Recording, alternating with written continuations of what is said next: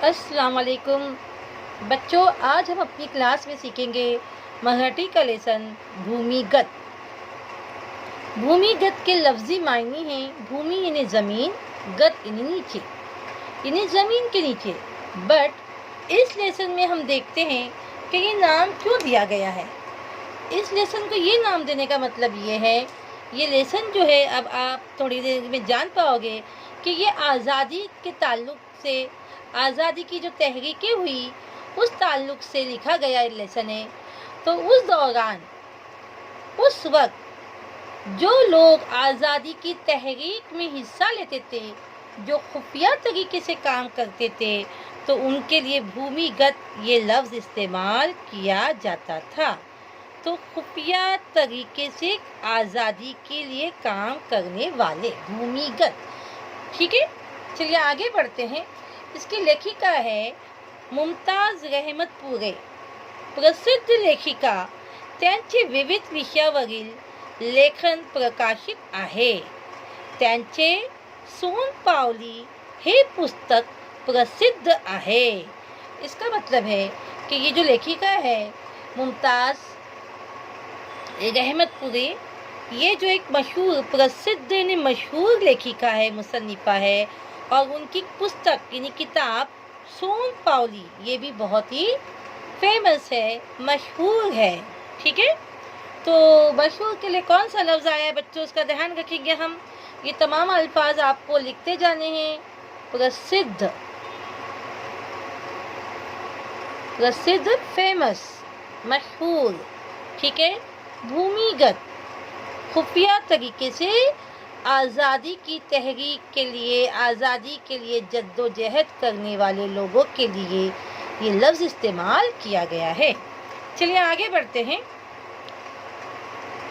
स्वातंत्र्य लढ्यात सक्रिय असणाऱ्या शंकरच्या शोधात इंग्रज सरकार असते।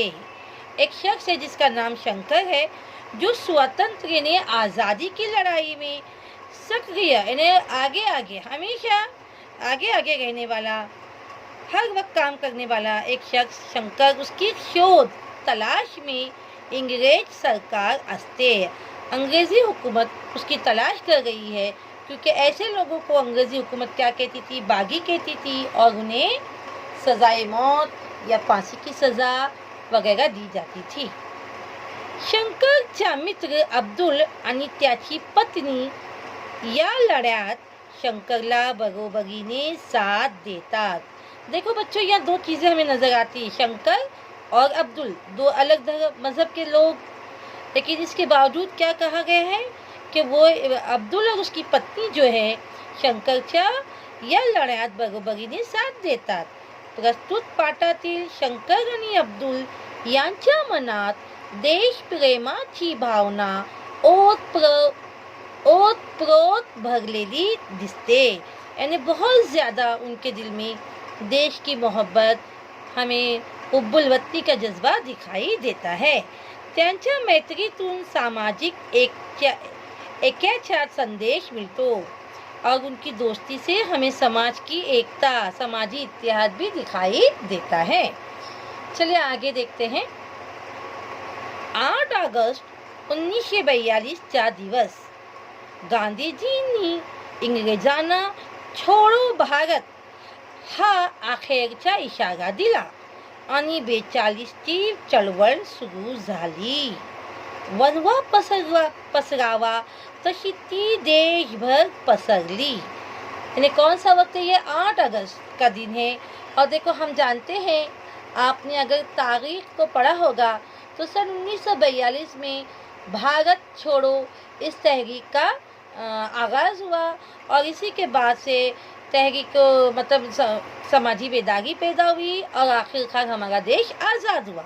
तो 1942 का ये जिक्र है, वनवा छोड़ो भारत हा अखेरचा इशारा दिला आणि 42ची चळवळ, चळवळ यानी जो तहरीक है, ये जो 1942 की तहरीक थी वो शुरू हुई।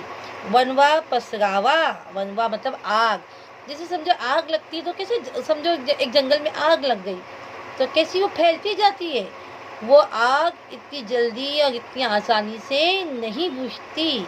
आपने सुना होगा कि कहा जाता है कि अगर किसी जंगल में आग लग जाए तो वो महीनों तक जलती रहती है। तो वनवा पसरावा तशी ती देश भर पसरली, यानी भारत छोड़ो ये तहरीक जो है वो पूरे देश में फैल गई और आग की तरह फैलती गई। या काला तिल एक मध्य गात्र, देखो हमें एक सीन बताया गया है कि इस वक्त ऐसे वक्त में एक मध्य गात, यानी रात के बीच का वक्त, मध्य बीच सगड़ी कड़े सामसूम झाली होती, यानी बिल्कुल सन्नाटा था। एक व्यक्ती अंधारात सावधपणे चाललेली होती। एक शख्स अंधेरे में बहुत सावधपणे एकदम एहतियात से चल रहा था। एका घरापुढे ती थांबली। एक व्यक्ति, मतलब व्यक्ति, देखो व्यक्ति कहा गया शख्स को, तो एक घर के करीब जाके वो व्यक्ति रुक जाता है। आजूबाजूच्या कानोसा घेतला। कानोसा घेतणे म्हणजे आजूबाजू का ख्याल रखना, देखना कि कोई देख तो नहीं रहा है, आपल्याला कोणी पाहत नाही अशी खात्री झाल्यावर तिने हळूच दाराची कड़ी वाजवली। एक दरवाजे के पास जाके उस व्यक्ति ने क्या किया, आजू बाजू में देखा और इस बात का इत्मीनान कर लिया कि मुझे कोई देख तो नहीं रहा है। और जब उसे इत्मीनान हो गया तो उसने एक दरवाजे को बहुत ही आहिस्ता से खटखटाया। दार उघडले गेले, दरवाजा खुल गया। आतल्या माणसाला कंदिलाच्या प्रकाशात एक थकला भागलेला चेहरा दिसला। देखो आतल्या म्हणजे जो घर के अंदर था, उस इंसान ने को क्या दिखा, कंदिलाच्या प्रकाशात, गांव में ना कंदिलों का इस्तेमाल करते हैं, प्रकाशात उजाले में, रोशनी में। बाहर जो शख्स खड़ा था वो कैसा था, थकला भागलेला चेहरा दिसला, यानी बाहर के शख्स का वर्णन किया गया है, बयान किया गया है कि वो बिल्कुल थका हुआ और उसका चेहरा थका हुआ दिख रहा था और ऐसा लग रहा था कि कोई भाग के आया है। त्याच्या डोळ्यात भरकन अनेक भाव चमकून गेले। अचानक एक ही झटके में उसके आंखों में बहुत सारे आसार, बहुत सारे मतलब जज्बात या बहुत सारी बातें दिखाई देने लगी। धास्तावलेला तो चेहरा पाहून आतल्या माणसाने कंदील चटकन बारीक केला। धास्तावलेला, घबराया हुआ। बच्चों में ये आपको मायने बता रहे हैं, उर्दू में आप खुद लिख लेंगे। सॉरी, धास्तावलेला, धास ताव ले ला। मैं बाद में तमाम अल्फाज का आपको PDF बना के दे दूंगी। घबराया हुआ,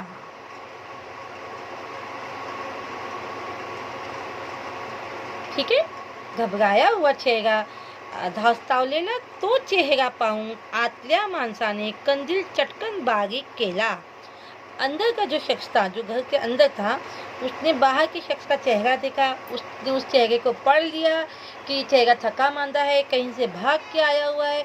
फौरन उसने अपने कंदील की रोशनी को क्या किया, कम कर दिया। आलेल्या माणसाला आधी आत घेऊन दार लावले। दार लावने मतलब दरवाजा बंद कर दिया।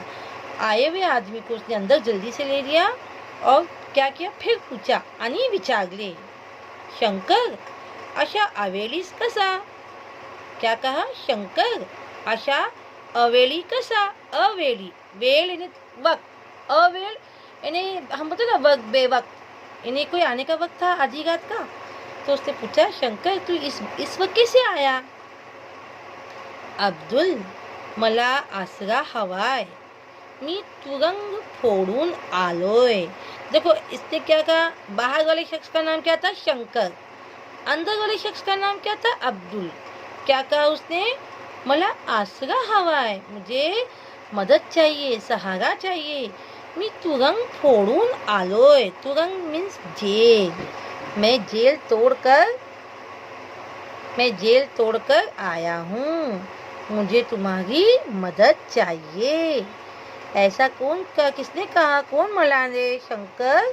अब्दुल्ला म्हणाला, मी तुरंत फोडून आले. मला मला आसरा हवा आहे. अरे, काही काळजी करू नकोस. या अब्दुलच्या घरात तुझा विश्वासघात होणार नाही. क्या कहा अब्दुल ने? तू बिल्कुल फिक्र मत कर. काळजी म्हणजे फिक्र.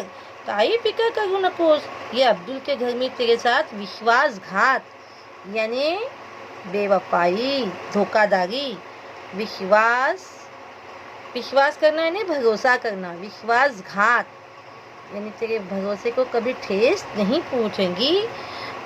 ऐसा कुछ नहीं होगा. म्हणूनच मी तुझ्याकडं यायचं धाडस केलं. इसीलिए, किसने कहा? ये शंकर ने कहा.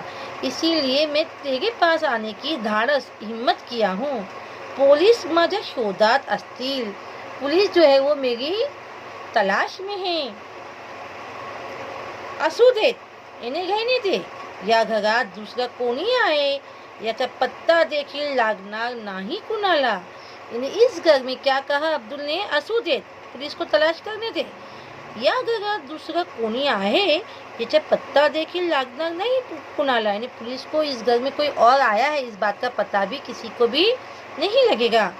पण भाभी, अब क्या कहा उसने कि अपने दोस्त को तो कहा, लेकिन कहा कि भाभी यानी दोस्त की बीवी, अब्दुल की बीवी, तिला जे सांगायचे ती मी सांगेन. यानी उसको, मेरी बीवी को जो कहना वो मैं कहूँगा. तू निर्धास्त रहा, तू बेफिक्र रहे. तुला भूक लागली असेल, जेवण कर आणि शांत झोप. फार दमलेला दिसतोस तू. तुझे भूक लगी होगी, तू खाना खा और आराम से सो जा. तू मुझे बहुत थका हुआ दिखाई देता है. अब्दुलने शंकरला स्वतःच जेवण वाढले. यानी खुद ही उसको खाना लाके दिया. त्याच्या झोपण्याची व्यवस्था करून दिली. उसका बिस्तर बनाया. शंकर निश्चिंत मनाने झोपी गेला. शंकर जो था वह आराम से सो गया.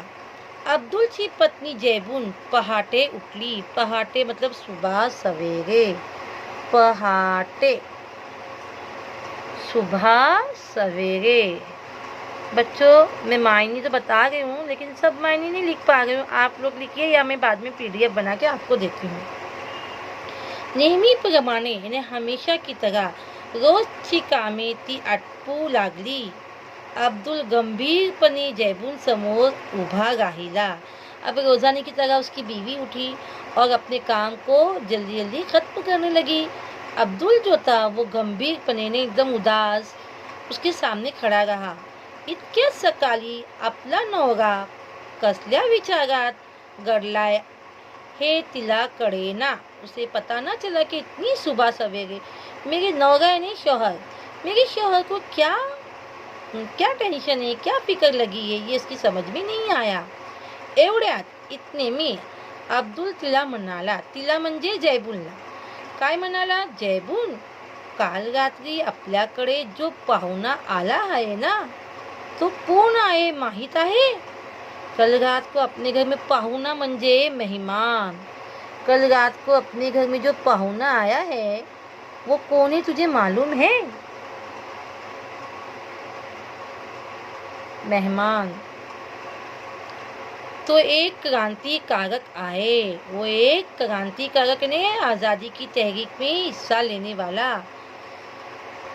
तो देशभक्त तो आपल्या घरात लपलाय हे कोणालाही कळता कामा नये. वो अपने घर में छुपा हुआ है. उसने अपने घर में पनाह ली है. लाए, छुपा हुआ. उसने अपने घर में पनाह ली है. ये किसी को भी मालूम नहीं होना चाहिए. म्हणून त्याच्या जेवण सुद्धा त्याच्या खोलीतच देत जा. तो असेपर्यंत दुसऱ्या कोणालाही आपल्या घरी बोलवू नकोस. आणखी एक काळजी घे. बाहेर जाताना घराला कुलूप लावून जात जा. क्या कहा उसने कि बाहर जाते वक्त घर को कुलूप म्हणजे कड़ी या ताला और जब तक वो अपने घर में छुपा है तब तक तू किसी को भी अपने घर में नहीं बुलाना, ऐसा उसने कहा। ठीक है बच्चों, तो आज हम इतना ही सबक समझते हैं और अभी मैं आपको एक पीडीएफ में तुरंग फोड़ने जेल तोड़कर आना, जेल तोड़ना। ठीक है, भूमिगत ज़मीन के नीचे, इसके लफ्ज़ी मायने हैं ज़मीन के नीचे, और यहाँ पे है खुफिया तरीके से आज़ादी का काम करने वाले, प्रसिद्ध मशहूर। लेसन का नाम है बच्चों भूमिगत, लफ्ज़ी मायने आपको बताए। ठीक है, ये इसके अल्फाज के मायने हैं जो आपके लिए भेजूंगी मैं अभी थोड़ी देर में पीडीएफ बना के। तो आज हम अपना सबक यहीं तक करते हैं और इसको आगे कल कंटिन्यू करेंगे इंशाअल्लाह ताला। अस्सलाम वालेकुम।